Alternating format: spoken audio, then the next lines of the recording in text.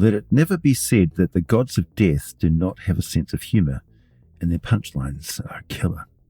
Due to popular demand, I'm delving back into some quality third-party 5th edition Dungeons & Dragons resources. This time you have selected the Tome of Beasts by Kobold Press, and I have selected the undead horror known as the Grim Jester. You might be forgiven for overlooking this monster after all. It looks a little ridiculous, right? A skeleton in a court jester's costume. How scary can it be? Very scary. And what's more, this is one of the deliciously rare, reasonably low level, but quite deadly and very intelligent undead that can appear to be just like any other skeleton. Oh, the nasty things I can do with a creature like that. But first, what are these things? How did they come to be? What sort of variety are there, and how does this particular form of undeath twist the way they interact with the mortal world? Also, why jesters? Well, to quote from the source, when a jester on their deathbed moves an evil god of death to laughter, the fool sometimes gains a reprieve. They are transformed into a grim jester, whose pranks and merriment serve to entertain the god of death. Their purpose is to bring an end to mortal lives in a gruesome, comic and absurd manner. As long as such jesters keep the death god amused, their continued unlife is assured. Notice it said nothing about the jester being good or evil, or if they have any say in the matter, and the statement that they live in constant danger of being destroyed by the very god that is granting them their potentially endless state of undeath. Being undead is not pleasant, folks. It's really, really not good. The grim jesters who undergo the transformation and are fine with it are very, very rare indeed. So grim jesters are not happy, and they're not funny. They're not there to amuse you. They're there to amuse the gods of death, whom they are enslaved to. There are many different gods of death, and they vary from each other quite a lot. Orcus is a demon lord who was once a mortal. The ravenqueen was a cursed elven archmage. Kalimvor was a mortal human warrior. Jergal was a member of the incredibly ancient six-armed spellweaver race. Nerul is a classic grim reaper of type of death god for the greyhawk world setting. Clearly these powers are not going to create grim jesters that are all exactly alike, so we're going to talk about how to customize your jesters in just a minute. In the meantime, sit back, grab yourself a tasty beverage. We're about to get deeply nerdy. The Grim Jester as a concept goes back a very long way. In fact, the uniform or costume they're wearing is merely a good indication of their true age, as some Grim Jesters have been around for hundreds of years, and potentially they could exist for thousands of years. So if they happen to still be wearing a floppy three-pointed cap with bells on the ends and a form-fitting striped suit, it won't mean much of anything to mortal folks 2,000 years from now. One way to look at the story elements of these monsters is to consider the relationship between the classic Marvel Universe villain Galactus and his herald, the Silver Surfer. The Silver Surfer was once a peaceful man named Norrin Radd, who was remade by Galactus in order to go find him an endless banquet of life-rich planets to consume. The twisted irony was that Norrin Radd desperately wanted to prevent that happening, and his true intention was to help Galactus find planets where he got the energy he needed without destroying intelligent civilizations. Getting turned into a herald of Galactus nearly wiped his entire memory, unfortunately. Anyway, the basic elements of the story can play out almost exactly the same, except it's a peaceful poet of the Firbolg, and being condemned to an eternity of killing mortals using nothing but darkness and silence, the things Orcus enjoys most. Aside from turning every living being into a corpse or a servant, or both, it may be the only reason the Firbolg caught the Demon Lord's attention is that he died in what Orcus considered to be a very amusing way, such as a poet whose performance called for a whole day of silence, only to die from slowly sinking into some quicksand and never calling for help. That sort of thing amuses Orcus. Now, until such time as something or someone kills the Grim Jester, the Firbolg has become in a way that, again, amuses Orcus. The Firbolg can never be fully destroyed, as Orcus just keeps recycling it back to the mortal world again and again. Now, looking at all of the special qualities of the average listed Grim Jester there in the Tome of Beasts, these are far more formidable than they first appear. So I think they're a great candidate for splitting them up into lots of more specific subtypes you can create by adding or subtracting their rechargeable abilities and expanding the list with a few more options. And it's most important to understand that these are intelligent, mostly free-willed undead who are really just compelled to acts of great evil because their existence literally depends on them keeping a death god amused. So they don't really enjoy what they do. They hate every moment of it. Every action they take that seems otherwise is a part of their grand performance for their master. When they have completed a particularly good massacre, they may have a brief window where their master's desires don't dominate their own so completely. And these times, they may actually remember some of, or who of, what they were while they were alive, but otherwise they just suffer terrible waves of regret and guilt, which leave them effectively paralyzed. Some really do enjoy it, though. It must be said that there are some truly evil killers who do become grim jesters and love it. Going back to the source material, it goes on to say, a grim jester's killing jokes are not necessarily funny to their victims, but they offer a grim finality in combat. A killing joke might be absurd, such as, here is your final pineapple soul, a parting gift, goodbye. Or you could go metagame related, such as, I remember the days when a finger of death killed people. Or share braggadocio, such as, your footwork is atrocious, your spell lost its focus, your party is no match for my hocus pocus. Others might be high-flown, such as, mortal, your time has come, the bell within your skull goes ring, ding, dong, dead. Grim jesters are famous for grim, bitter mockery, such as, your blood on fire, your heart pumps its last. Show me now a hero's last gasp. That's the one, goodbye. Or, Odin's raven has come for you, the Valkyries were busy. You lose, mortal. Rarely does a grim jester's mockery entertain the living, which is quite an understatement, but gods of death and the rather jaded immortal beings such as angels and devils can find these undead prankster assassins quite amusing.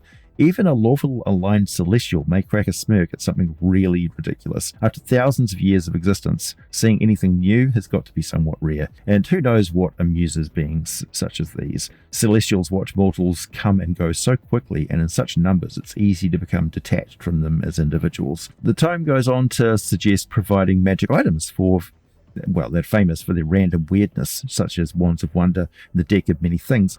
I say leave the Deck of Many Things out of this unless you are kind of sick of your campaign making any sort of sense anymore. Now, giving them signature items that match up with the sources of their existence is the way to go, as is modifying the selection of spell-like abilities they can use in and out of combat, because you really want to set these creatures up before you ever get near to where they are operating. Intelligent monsters plan and build. They think ahead. And the more they know about the player characters and important non-player characters in the area, the more dangerous and confusing an encounter with them becomes.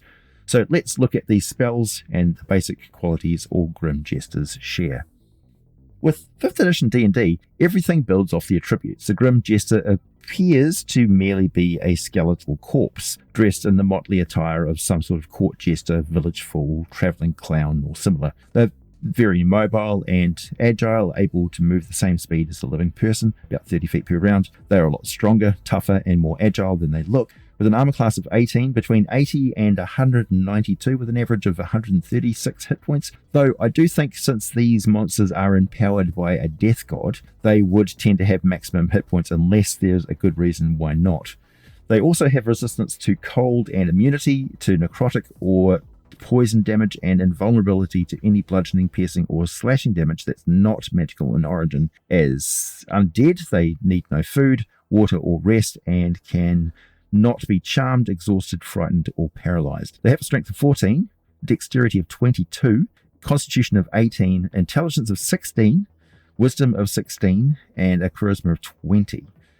Since their magic is all based on their captivating charisma score, their spells are all +9 to hit and have a spell saving throw difficulty class or DC of 17, which is pretty high, particularly for spells like Contagion. Their own saving throws are greatly enhanced. They have advantage on all saving throws against any effect that turns the undead.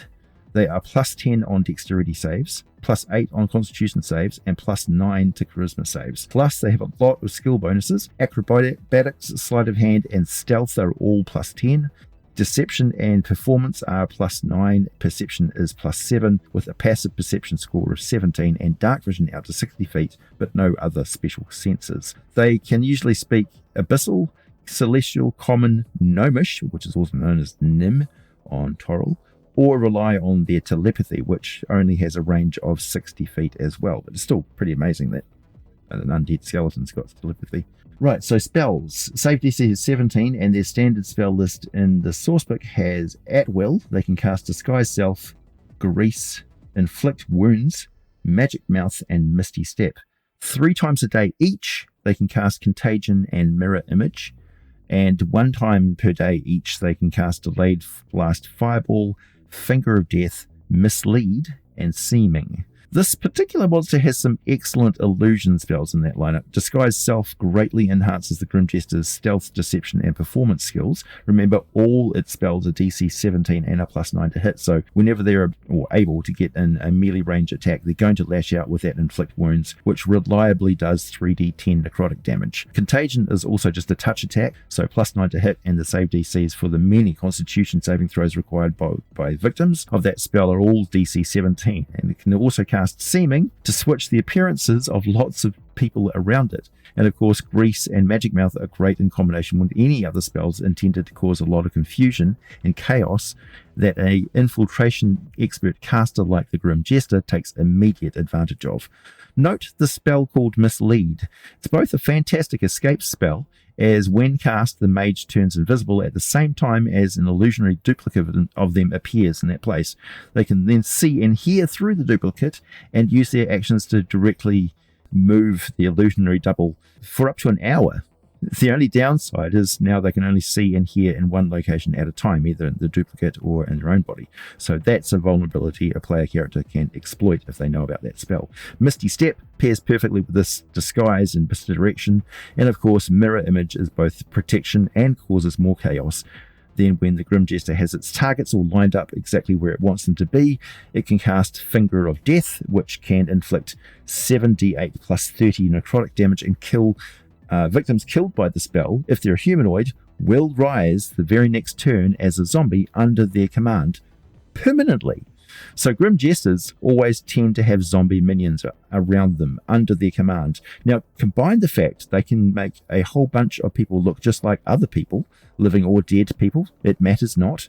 Well, until those people start to walk into a burning building, prompting the most heroic and good people to chase after them, only to burn to death trying to rescue month-old corpses of goblins, soaked in perfume, turned into zombies, and transformed into townsfolk.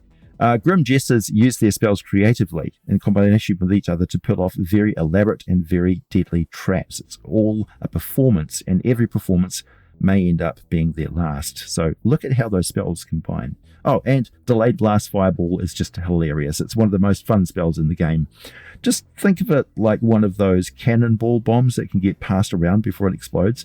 And man, do they explode. Starting with 12d6 fire damage, this just increases by 1d6 points for each round it's not being detonated, and it can keep building up to full power in a minute. So that's like another 60 points of damage. I don't know, math. Lots of damage, and there's a chance some fool can grab it and throw the delayed fireball up to 40 feet, causing it to explode on impact with a blast that emulates a 20-foot radius sphere. It's a deliberately overpowered spell, always has been. It's also great for causing chaos and distraction while a Grim Jester just dances through the shadows, murdering with impunity. Looking at the special rechargeable abilities of the Grim Jester, they are very nasty, so hold on to your socks. We're in a third-party monster territory here, so all gloves are off.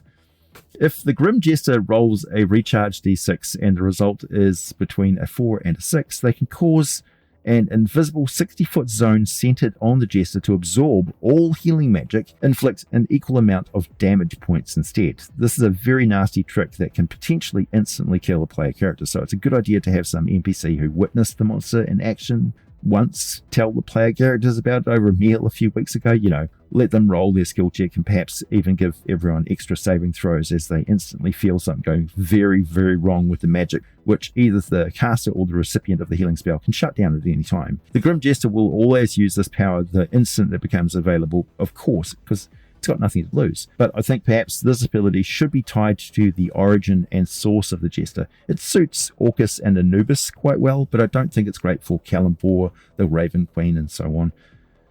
Depends on what sort of death gods you want to use. But wait, there's more.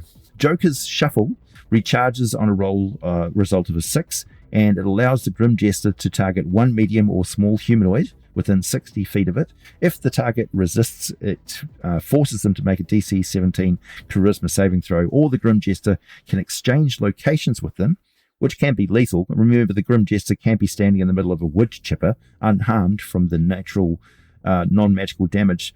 Not much whoever gets suddenly teleported into the position, but even more fun, the Grim Jester can also instantly cast an illusion over them on arrival. so they also appear to swap appearance and the sound of their voice. Remember that any zombies under the Grim Jester's control are perfect targets for the Jester to just order into strategic positions, allowing it to pinpoint control over this teleportation, disruption, and deception. A devastating move the intelligent undead weaves into its attempts at the darkest comedy. And finally, also recharging on its own roll on a result of a 6, the Grim Jester can perform an ancient, nihilistic joke of necromantic power, whatever that means. This is basically super vicious mockery. All other creatures within 60 feet of the Jester must make a DC 17 wisdom saving throw. Those that fail fall prone in a deadly fit of laughter. The laughter lasts 1d4 rounds, during which time the victim is unable to stand up from prone. At the end of each round, an incapacitated victim must make a successful DC 17 Constitution saving throw or be reduced to 0 hit points. This laughter can be ended early by rendering the victim unconscious, it's not easy to knock them out, or with greater restoration or comparable magic. Also, this magic doesn't work on constructs or any other undead, obviously, including its zombie minions. As a challenge rating 11 intelligent undead foe, they are excellent and very, very sneaky. It's hard to detect what they are up to until their horrific performance begins and the killing starts shortly after. The different Death God origins makes them far more interesting than just the standard stat block, and there is a lot of room for making unique adjustments to better suit whatever is responsible for their existence. The Grim Jester of the Ravenqueen might make a habit of only killing bird folk, particularly the species known as the Nagpar.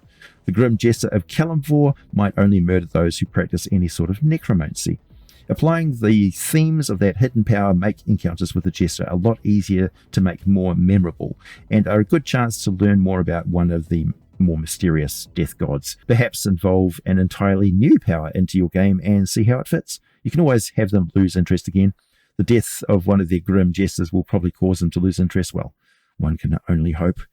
Another excellent addition to the game, and a very interesting form of undead assassin, which is both very hard to find, a puppet master in the shadows, and always the center of attention when they're staging a performance. My name is AJ Pickett. I make videos about role-playing game lore, monster ecologies, cosmology, and all that good stuff. Check my community tab and vote for the next subject you want me to cover. Meanwhile, as always, I'll be back with more for you very soon.